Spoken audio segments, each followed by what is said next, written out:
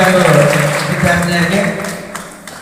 ಇನ್ನೊಂದು ವಿಶೇಷವಾಗಿ ಹೇಳಬೇಕಪ್ಪ ಅಂದರೆ, ನಮ್ಮ ಶಾಲೆಗೆ ಕುಮಾರಿ ಅಶ್ವಿನಿ ಸಂಘದವರು, ಬಳಗಾನೂರು ಪ್ರಾಥಮಿಕ ಆರೋಗ್ಯ ಕೇಂದ್ರದ ವೈದ್ಯಾಧಿಕಾರಿಗಳು ನಮ್ಮ ಶಾಲೆಗೆ ನಿಮ್ಮ ಆರೋಗ್ಯ ತಪಾಸಣೆಗಾಗಿ ಬಂದಿದ್ದು ಒಂದು ಖುಷಿಯಾದರೆ, ಇನ್ನೊಂದು ಖುಷಿ ಏನಪ್ಪ ಅಂದ್ರೆ, ಅವರು ನಮ್ಮ ವಸತಿ ಶಾಲೆಯಲ್ಲಿ ಕಲಿತು MBBS ಅನ್ನು ಪೂರೈಸಿ ಈಗ ಆರೋಗ್ಯ ಅಧಿಕಾರಿಯಾಗಿ ನಮ್ಮ ಶಾಲೆಗೆ ಬಂದಿದ್ದು ಒಂದು ಖುಷಿಯ ವಿಚಾರ.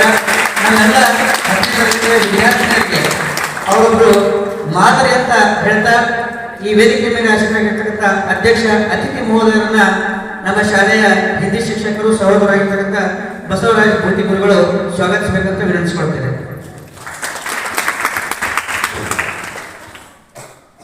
ಎನಿತು ಜೀವಾತ್ಮರಿಗೆ ಎನಿತಿ ನಾವು ಋಣಿಯೋ, ತಿಳಿದು ನೋಡಿದರೆ ಬಾಳು ಒಂದು ಜೀವರತ್ನದ ಗಣಿಯೋ ಅಂತಕ್ಕಂಥ JS ವಿರುದ್ರಪ್ಪನವರ ವಾಣಿಯಂತೆ ನೋಡಿ. ನಿಜವಾದ ಬಗ್ಗೆ ನಾವು ಎಲ್ಲೆಲ್ಲಿ ಯಾರ್ಯಾರಿಗೆ ಯಾವಾಗ ಋಣಿಯಾಗಿರ್ತೇವೆ ಗೊತ್ತಿಲ್ಲ. ರವಿ ಅಂತಲೇ ಕರಿತೀನಿ, ಯಾಕಪ್ಪ ನಮ್ಮ ಸ್ಟೂಡೆಂಟ್ ಅವಳು ಹಂಗಂತಲ್ಲ.